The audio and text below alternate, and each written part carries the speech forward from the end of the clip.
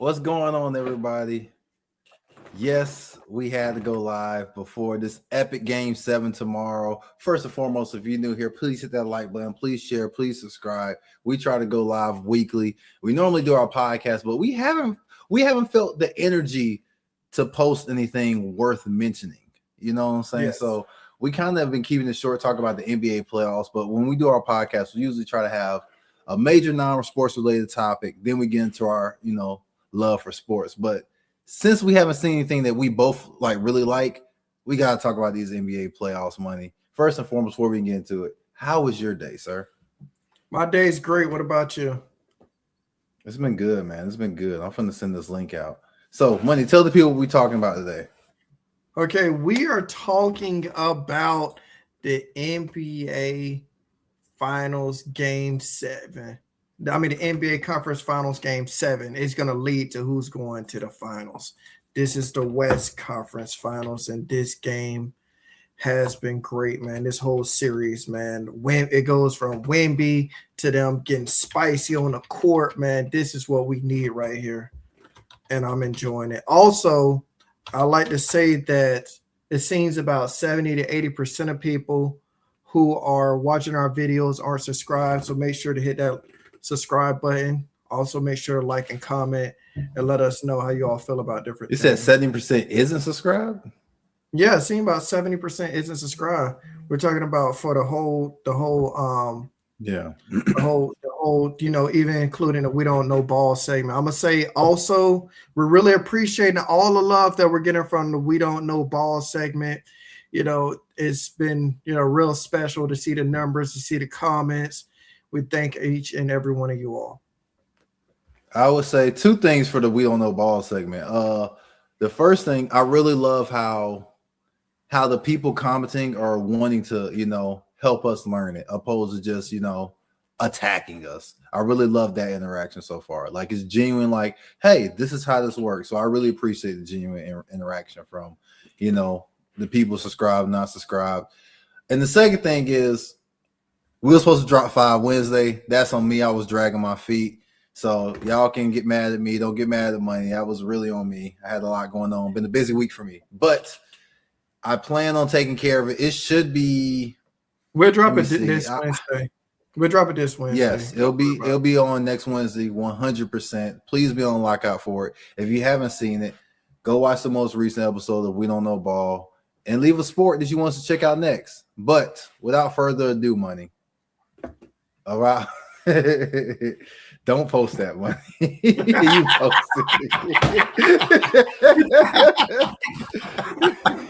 it. So without further ado, let's hop into it, buddy. All right. Now, Game 7 was in San Antonio. Game 6 was in San Antonio. And the series is tied 6-6. Wemby answered the call after a rough 3-3, bro. 3-3.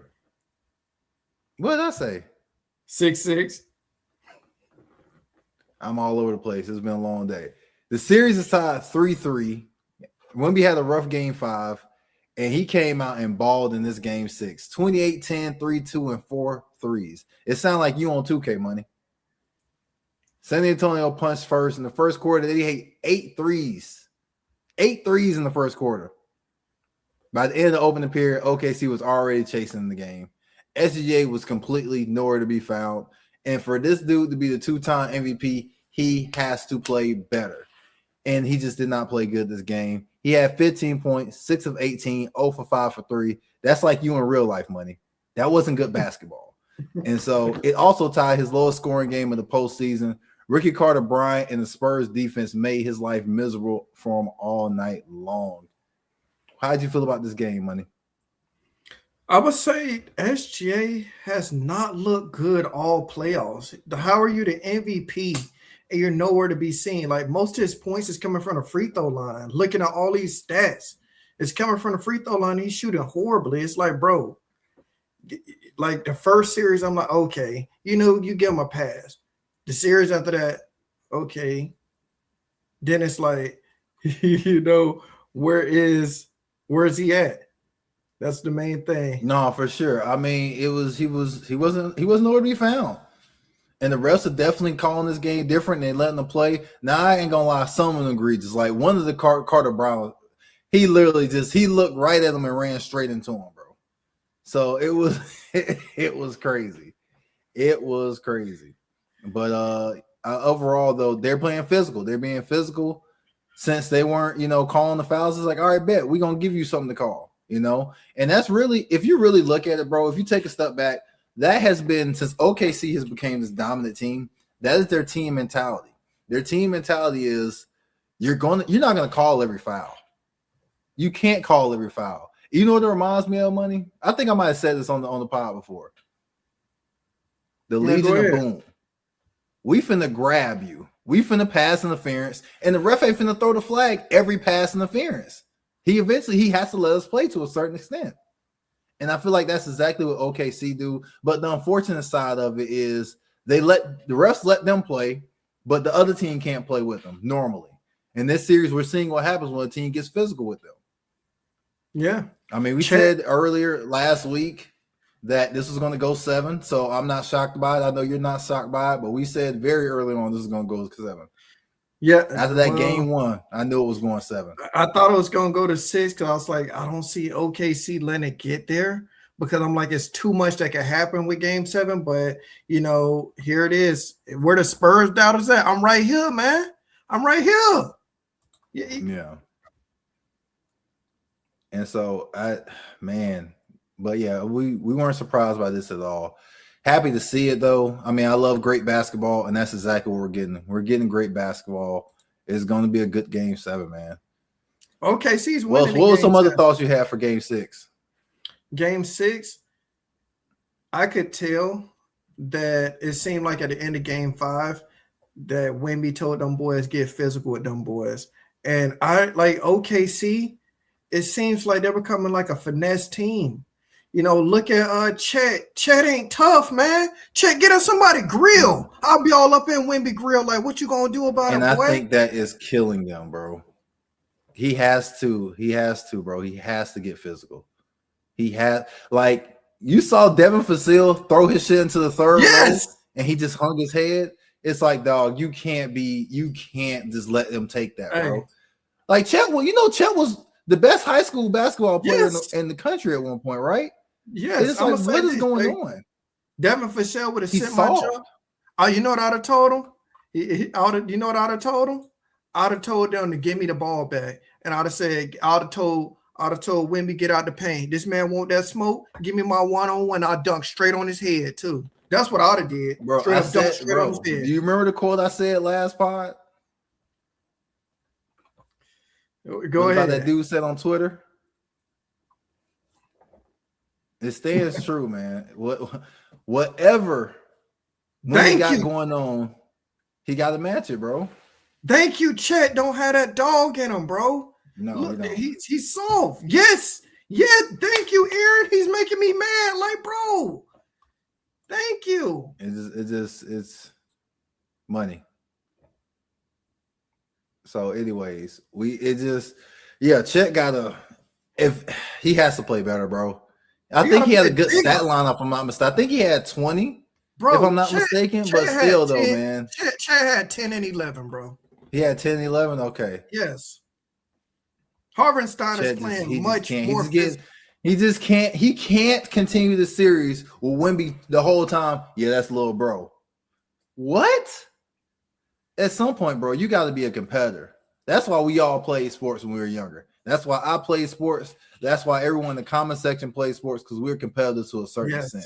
Thank you. He had 6-man points. And that was disgraceful, bro. It was disgraceful. You gotta, I don't know, man. And that's the thing about sports too, Money. No matter how much talent you got, if you don't put it together or if you don't want it that bad, it ain't gonna pan out.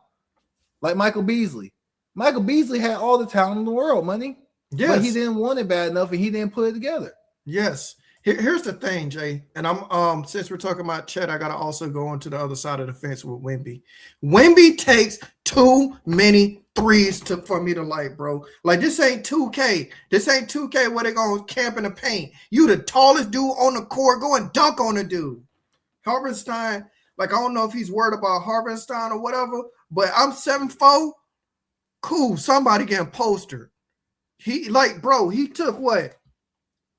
He took 9 threes, bro. 9. 4-9, yeah. Why are you taking so many threes, bro? Go dunk on a dude. I find it funny because that's been my biggest gripe with him since he came into the league.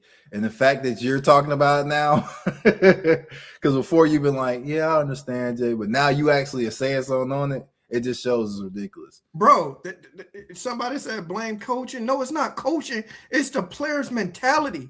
Like, let's just call it what it is, bro. If Chet and Wemby was back in a day where you could get physical, they win last playing the way they play.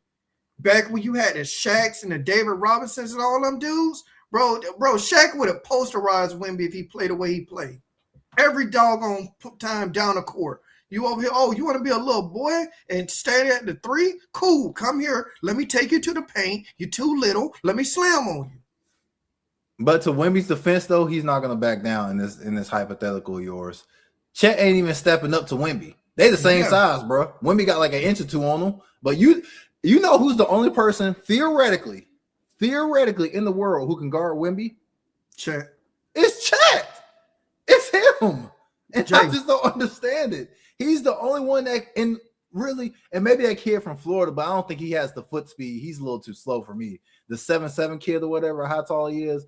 But 7'9". Chet is supposed to be the person who can stop him. Okay, to answer your question, bro, because this is my boy Mitch. That's what makes him special. Like 4'9", yeah, that's cool, but it's like, bro, that's not good shooting. It's like this. It's like you got to do your thing. You got to go in there and do your thing. You have to go in there and out physical them. Yeah. You're over there pity pottying with them. No, go in there and say, hey, you a little boy. You can't guard me. Like I could deal with him taking middies more than him just sitting back there taking all them threes. Especially with the mid-range shot becoming such a lost art in modern basketball. But he just it's time. It's not even, I think for me, honestly, man, I don't think it's the shots he's taking. It's part of it, but it's the fact that he's hanging around the 3. Like they could be in their set, someone could be isoing instead of him cutting to the basket or trying to get to that elbow, trying to run the set. He's just at the 3, at the wing, just chilling. And it's like, bro, you got to get involved. You're the best player on the team. Find a way to get involved in this play. Whether it's setting the down screen in the corner, whether flashing to the middle, find some way to get involved in this play. And I feel like too many times we just see him hang around the perimeter. Do you think it's coaching? Because, like he said, Albridge was saying that coaches tell you what you can and can't do, and he needs to, master a craft. It's like this. You're 7'5". Why are you taking more threes than our doggone point guards? Okay, I can agree with this. Him adapting a KD type of game. Yes, we could live with that because KD would kill you in a midi. But on the flip side of that coin, though, the argument people use for KD, he don't shoot enough threes. So I guess in theory, yes, you will want that. But I mean, I sound like a hypocrite because I disagree with that because I want KD to shoot more threes. Hey, Mitch, bro, if you 7'5", you're the biggest person on the court. Go out there and treat a dude. I ain't gonna lie, that sounds soft. It's a contact sport. What are we talking about? Knock down the free throws. James Harden gets fouled all the time. He shot 30 free throws in the game. Did he complain once? No, he did not. It's part of the game. But no, I mean, I think, he shoots entirely too many threes. And I think this game 7 is gonna be juicy, bro. This game 7 is gonna be juicy. Shea has to remind us he's the MVP because sadly he lost the best player in the world title in game 1, in my opinion. After just getting his second MVP. Bro, he lost after the first round. How he been playing? So he played good up until now. And it's just like, I mean, that's a part of basketball. You're not going to get every single foul call. It's like Shaq. Shaq was fouled damn near every time he went up. It's hard to referee guys that at that stature and size. So game 7 is going to be this Saturday, May 30th in OKC. Winner will face the Knicks. And I think, honestly, because this went to 7, Knicks got a chance, man.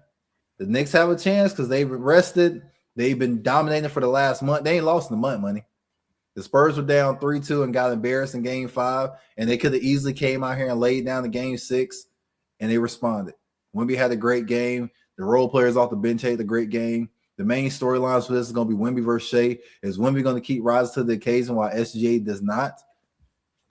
Wemby, like I said, he had a double-double game 6. Is he going to come back and have another double this game? SGA has to shoot better than 15 points and 6 for 18 shooting. How you got more shot attempts than points made, money? Usually, the usual bad shooting stat line someone will have. And he shot 7 of 21 and he had 21 points. Bro, he was 6 of 18 and had 15 points. That's what I'm saying, bro. Normally you hear about them like, oh, he had the same number of points as shots attempts. 6 for 18 and you had 15 points for an MVP and the best player on the team. That's unacceptable. I agree with this. He's not getting his foul calls. Well, hey, go out there and do what you got to do. If you ain't getting your foul calls. But the thing about it, bro, is if we remove, like, let's say tomorrow they ban free throw shooting. Anytime a foul happens, you take the ball out of bounds. I still think SGA will be one of the best players in the world. Will he still average his 30 a game? No. But I still think he'll be a 20 to 25 point scorer a game if you remove the free throws. So, yes, it does get egregious with the constant, and that's what the people try to blame James Harden. James Harden was different. James Harden was the master of, if you put your hand in the wrong spot, I'm going to sell it. SGA goes with the intention, I'm not trying to make a shot here. I'm just trying to get some free throws. So I think it's very different. He's not even looking for the shot at times. And I think we've seen flashes of it since he's not getting those calls. He's actually trying to take shots and play basketball. But we also still seen egregious flopping, not from SGA, but from his team as well. It's been bad. Yeah. And here's the thing, right? As a player, you shouldn't go to the game. I don't care if you're a big man. I don't care if you're a point guard, expecting the fouls, because everything's not going to be called. I understand, the big men, their fouls are called differently than the guards, but still, you got to go in there expecting to make the shot. Forget all the foul calls. If the ref call it, the ref call it. If he don't, he don't. You're not going to get every foul call. Shaq, like we said, Shaq is a prime example. How many times he dunked on the dude that should have been a foul, with it should have been an and one, but he didn't. Yeah, I mean, it's a part of basketball, man. You got to play through it. That's that's that new generation thinking right there. Well, that's a conversation they have in the comments, money. Go to Aaron. Aaron's the next one. 1,000% agree with you, Aaron. 1,000% agree with you. He doesn't need it, and I think that's what really upsets fans and people who really watch ball. I think that's what pisses them off, because it's like, you're really nice. You don't need it. You don't need it. So I just don't understand, why he's doing it. I'm all for, putting a little extra, like LeBron. People say LeBron's a flopper. I don't think LeBron's a flopper. Now, does LeBron put a little extra on it? Absolutely, he does. But LeBron doesn't go to the hoop with the intentions of let me go ahead and, sell this. So. Yes, we will. Were you sure, money? Yes, yes, we will. We ain't gonna talk about the conversation we had off the air, but yes, yes, we will.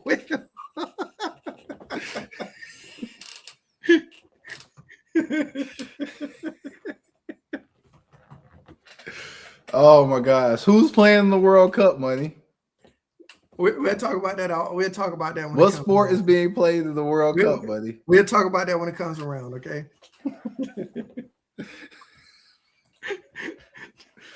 My gosh. We will have that conversation when it comes around. But yes, we will. As far as we talk about, I don't know, because Money doesn't watch a lot of soccer. So I'm not sure how much coverage we may talk about it here and there, because as a proud American, I would love America to finally win one in the first time in World Cup history. But sadly, it's too many good teams out there for that to happen. But I mean, I'm open to talking about soccer, but I don't think Money's a soccer person. Hey, I'm open to talking about it. Okay. If everybody want to hear us talk about soccer, I know a little bit, I will talk about it. Go to the next one, Money, and you go first. I told my boy, man, we had this conversation, bro. I told you I'm going OKC, bro. I'm going OKC. They doing what they gonna do. That boy SGA is gonna go. He gonna pay the refs, under the table. Like, look, man, I need this. I need this game. Hey, we need to. We trying to go to the finals. He gonna slip the ref like a quick 100 and be like, there's more. Where that came from, and they gonna win that game. Speaking of bribery, too, since you brought that up. People need to really tread lightly with saying, oh, Wemby told them to go out there and get some hard fouls. Like, yes, it was. He said something to him as they were going the game, but we do not know definitively that was said. We can strongly believe that was what was said. Because after he fouled McCain, he was like, what was that for? Plumlee said, I'm going to do it again. So, no, I don't think we should say that, but as far as who am I picking? Oh man, I'm gonna stick with OKC, man. I got OKC going back to back, and part of the reason is I believe in the SGA. Now, granted, I've sailed my ship on him being the best player in the world because Nikola Jokic put the crown up. He said, "Hey, fellas, this is for whoever can grab it." SGA took it like I just got my second MVP. This is my moment, y'all. And 5 minutes into that game one, the Wemby went over there. Hey, thank you. This is actually mine.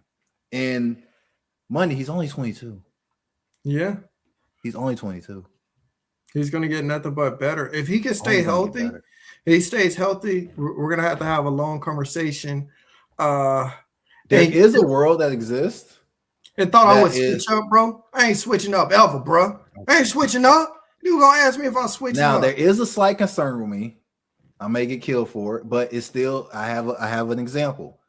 There is a slight concern with me on foreign players reaching their ceiling quicker than American-born players.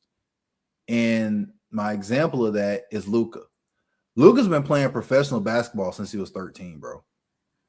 And so when he came into the league, he was instantly amazing.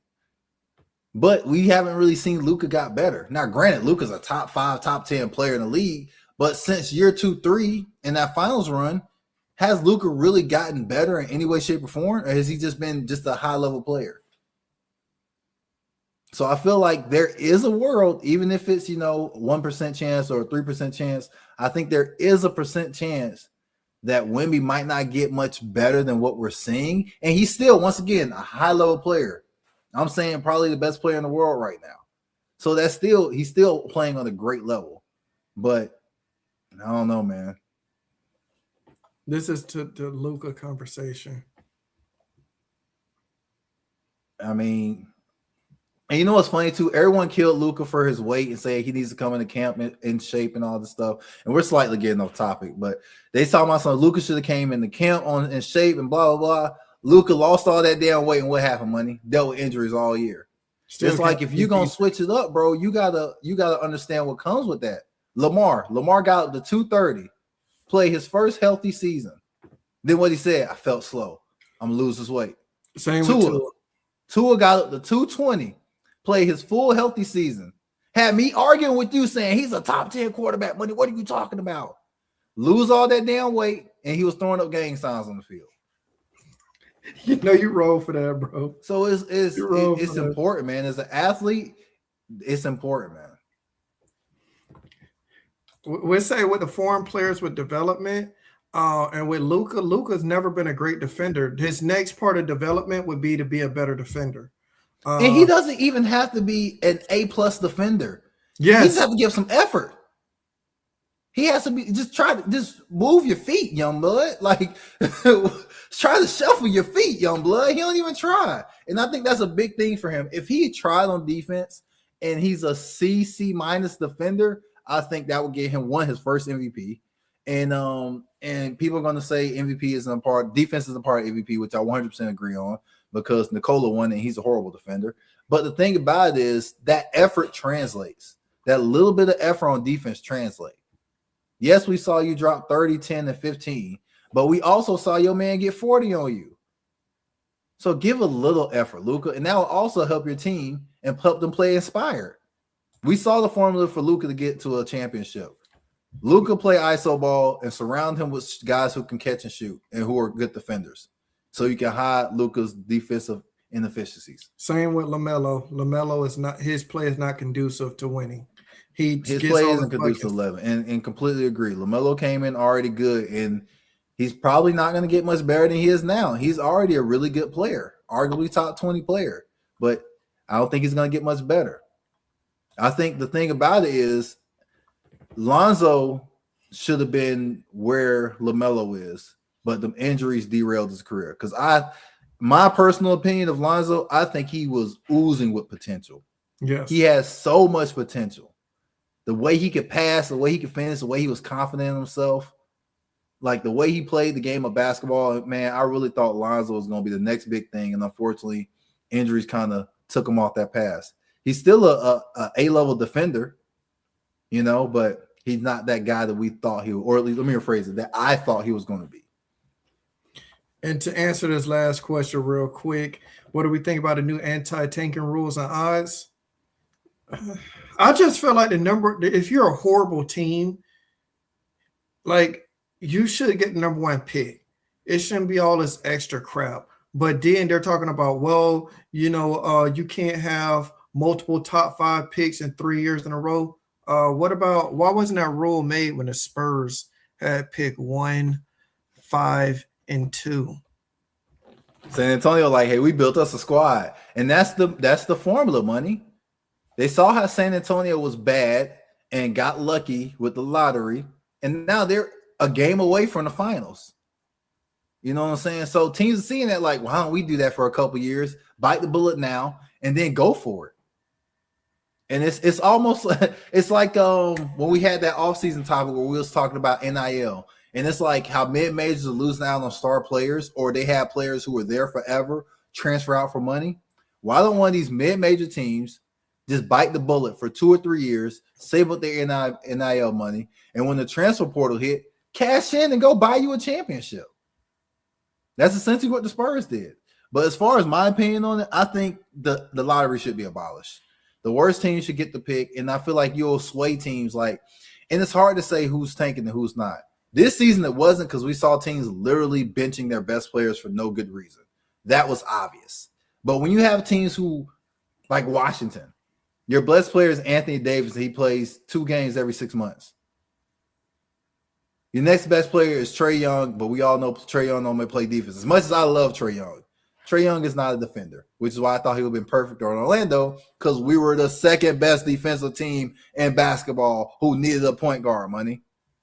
But I'm getting off topic. If a team like Washington, I don't think Washington was tanking. I thought they were just a bad team.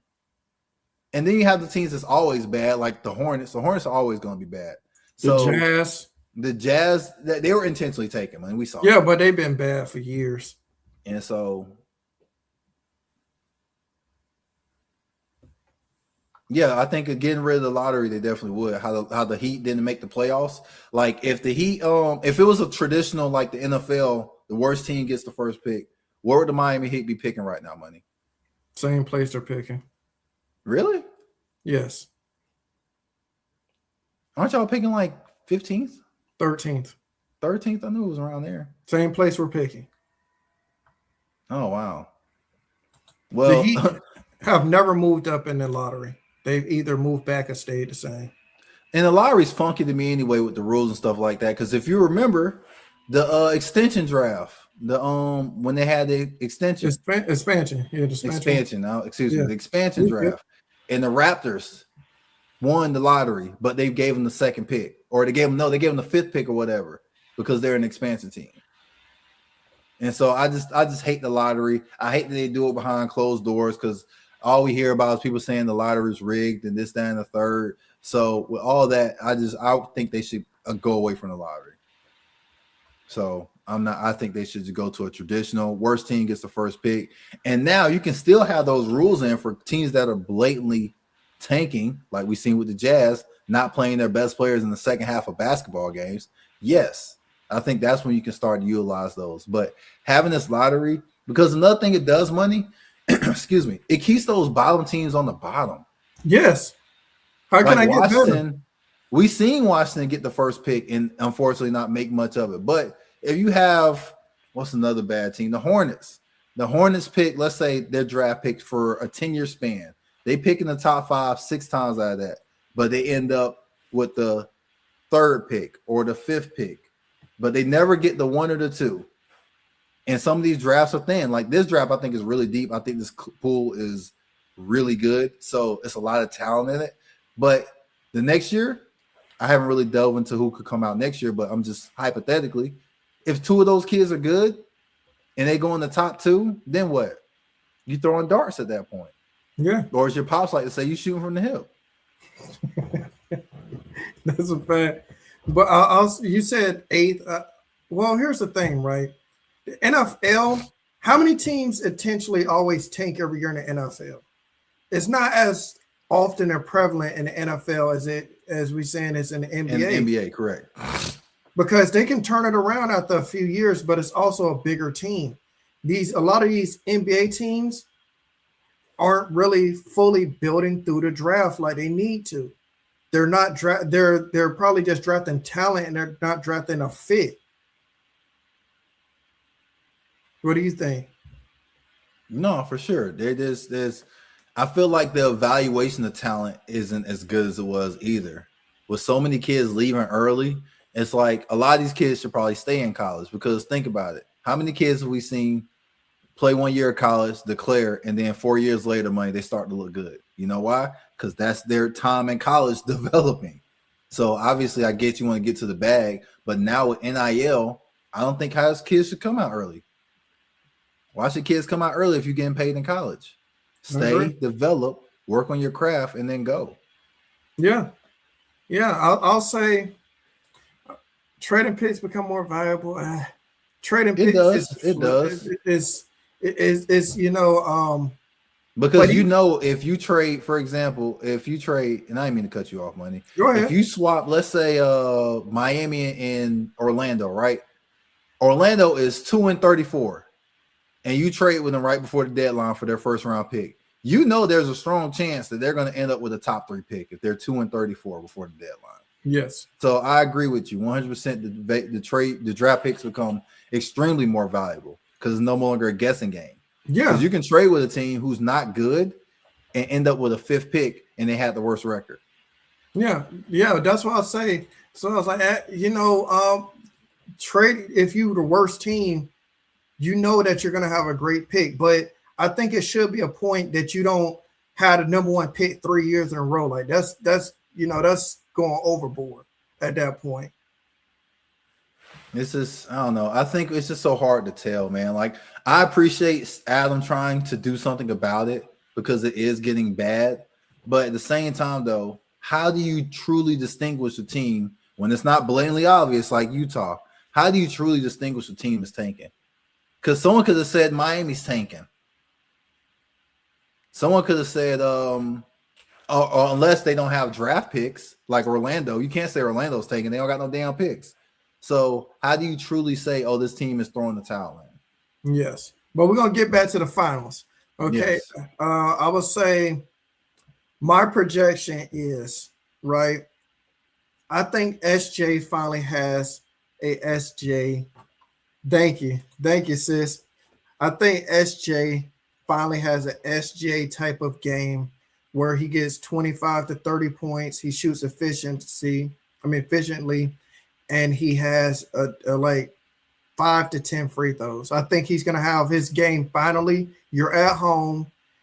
This is when to go home. You all got embarrassed on the road, and it seems like no team has won more than 1 game in a row. Right.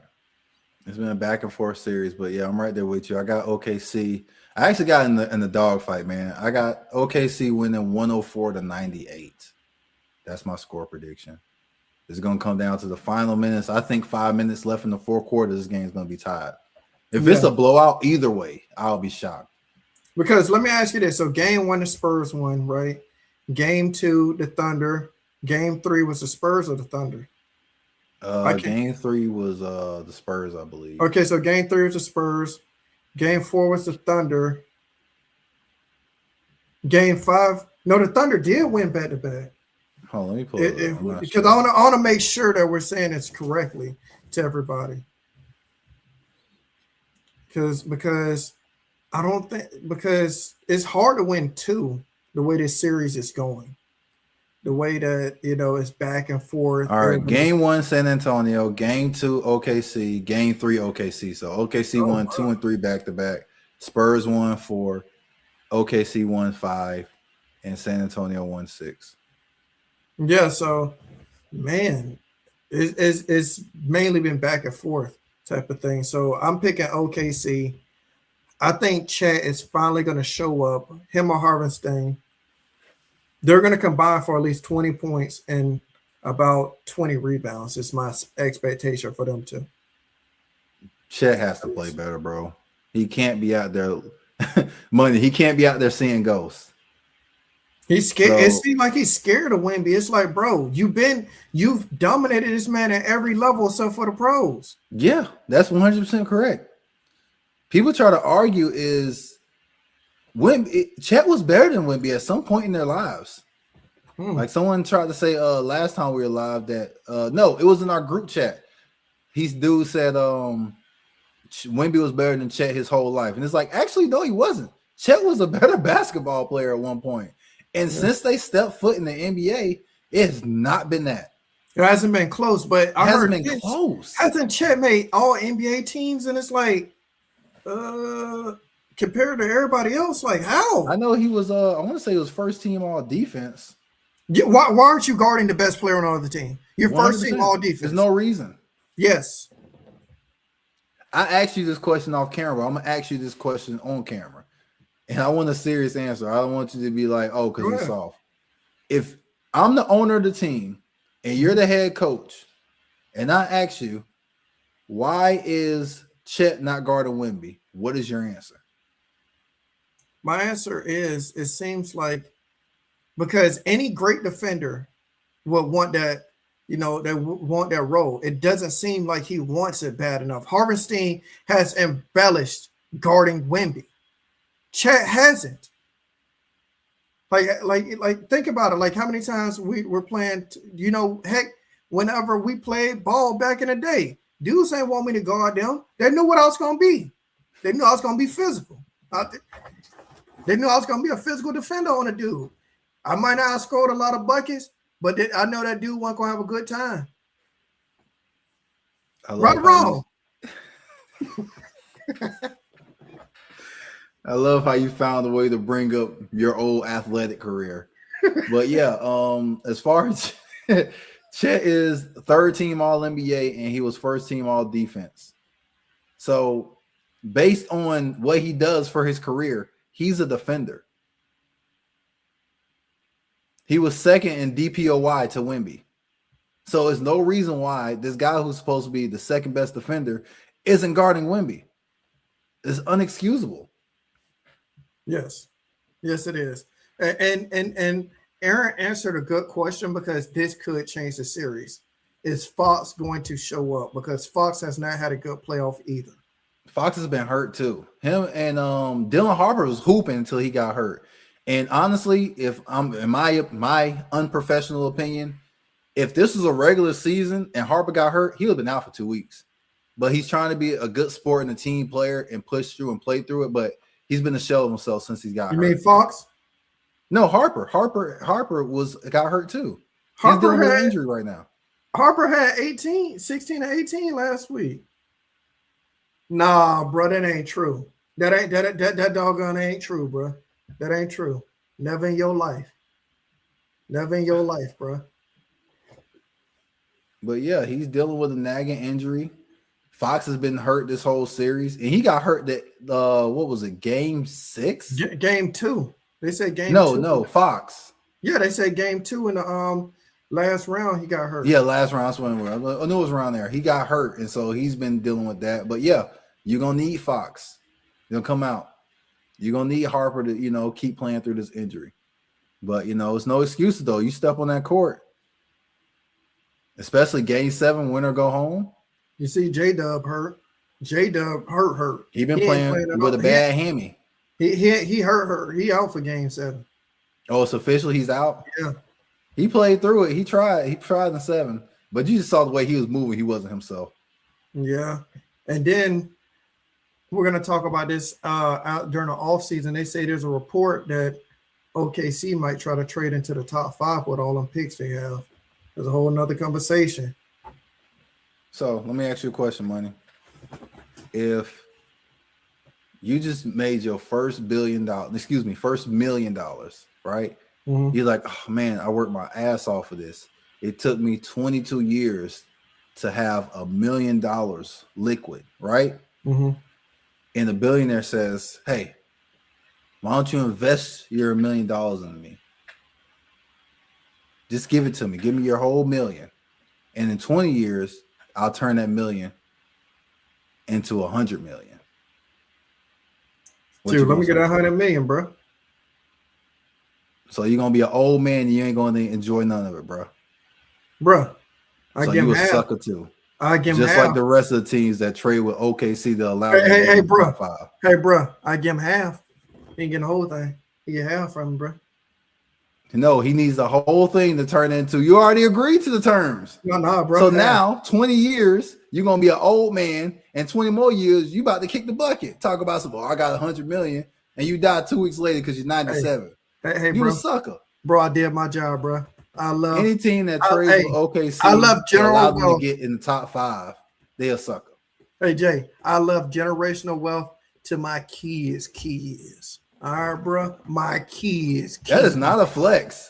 You didn't get to enjoy any of it. You struggled your whole life. Hey, bro, don't matter. You gave this man all your money. Hey, you got to live in the shack, but hey, your kids good. My kids are good. Though, and you know what your kids gonna do? They're gonna blow that money. They're gonna have Ferraris at 13. It's gonna be wasteful. Ain't nobody gonna know how to work in that family, and all the money gonna be gone. So you did it for nothing. Hey, bro, you sign up trust and all types of things, bro. This whole another conversation, bro. Exactly.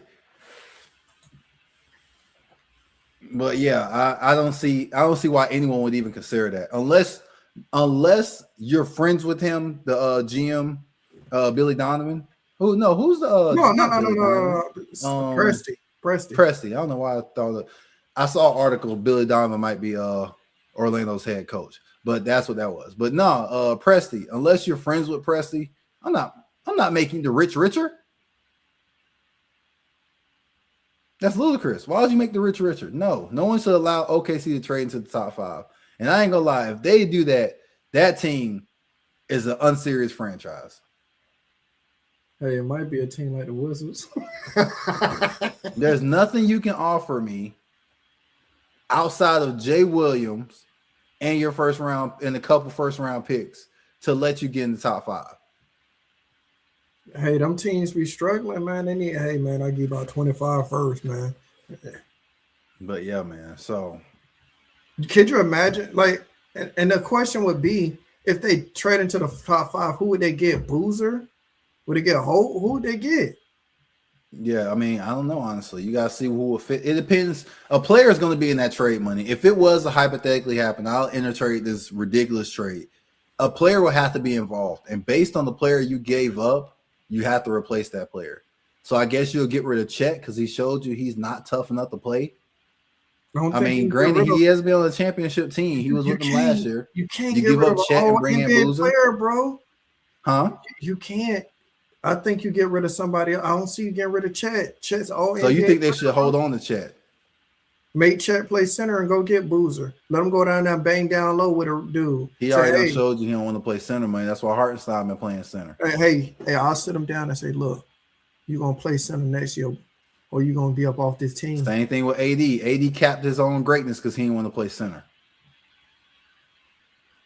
So who would you get? Because it's like you're not going to get a small forward shooting guard. No, you're not going to get the Bamster. I don't like the that guard kid. I forget his name. Yeah, but I don't really care for him. From Kansas? Yeah, I don't care for him. You're not going to get either one of them two. So who are you going to get? You know what I would do if I was OKC? I'd get that 7-3 center. And he'd be right behind Hartenstein. Hey, Che, you don't want to play center? That's cool, man. I'm going to go get that 7-3 center.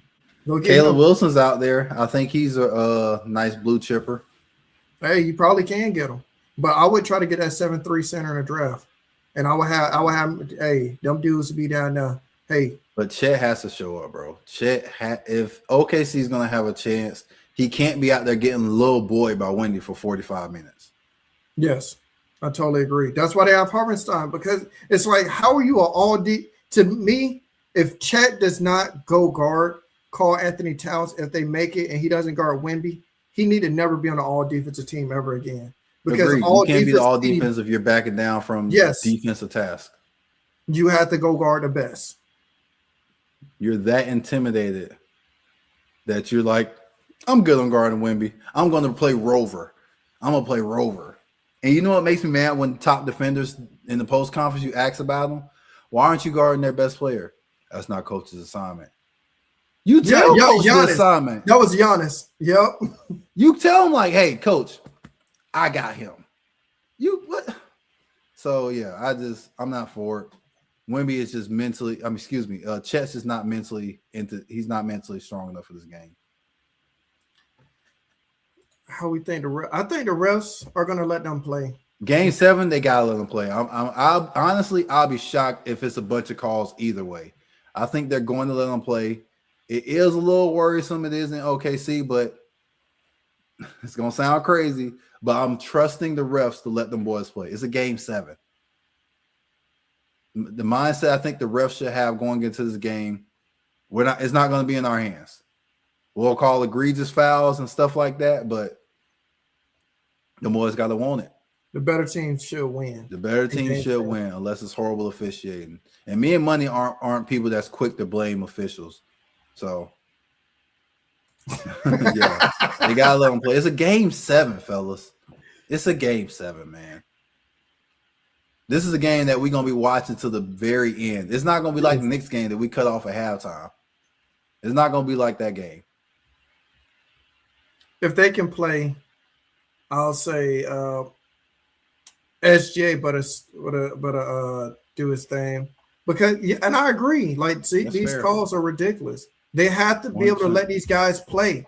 And I'm like, if the physical play is allowed, I think the Spurs might have the edge because that boy Bryant don't play no games with a dude, bro. He put his hands on the dude, bro. And then you got Castle, bro. That dude ain't playing no games with you either. You saw Castle started playing better once they said you're no longer playing point guard. They told him, hey, you go sit in the corner and you play off ball. You are not bringing the ball up court no more. That nigga was turning that bitch over everywhere. Hey, Money, I gave him a pass that first game. I'm like, yeah, he had 11 turnovers, but it ain't nothing. That boy said, I bet I'm going to double down on it. He had 9 the next game. He threw one in the third row, buddy. I'm like, bro, what are you doing? I'm like, what are you doing? So, yeah, they had to say, how about this? You go to 2 guard, and we go somebody else play point guard. It was bad. Yeah. It was bad the first couple games. It was bad the first couple games. It's like, bro, what are you doing?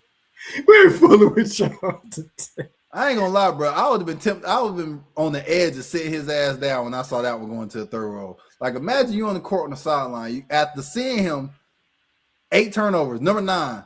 What the hell? Hey, go get him. Hey, Aaron, that's why you could be the coach. Y'all will be crashing out over there on the bench. Aaron, that Castle yelling at each other on the bench. I want you to sit down and think about that one. But you know what's crazy though? You can tell who the favorites because the coach had chewed out Carter Bryant for like a bad play he made, but he ain't say nothing to Castle. Carter Bryant down there crying on the bench because the coach yelled at him, but Castle got 47 turnovers and you ain't said nothing to him. Come on, bro. We gotta stop, man. But remember, Castle was the number 5 pick. Carter Bryant was picked 14, and he's a rookie. Man, hell no, I ain't trying to say that. He looked like the type. I ain't gonna lie, he do look like the type to square up with the coach. Hey, Jay, that's why you need to be an NBA coach. You and Castle out there throwing balls on the sideline. That'd be terrible. Could you imagine if I was a coach, a player told me, son Slick, you know what? They gonna just see me and that player walking to the locker room. Hold on, coach. How would that go? Hell no. The coach, I'm telling the assistant coach, go out. Hey, you coaching the rest of the game. Me and him got to settle this. That's funny. But anything else you want to mention before we get into this game 7 tomorrow, man? Nah, I think we got a lot into it, and I'm really excited, man. We appreciate everybody showing up, all the comments, man. We really appreciate it. We didn't expect everybody to come through like they did. No, I definitely didn't expect that, but we greatly appreciate it, for real. I love the interaction. We greatly appreciate the comments, all that, you guys. It means the world to us. Yes, it does. But I'm Jay Stacey, aka 2 Jayster. I'm F Money and Money for Sure. Until next one, peace. Take it easy, y'all. Thank you.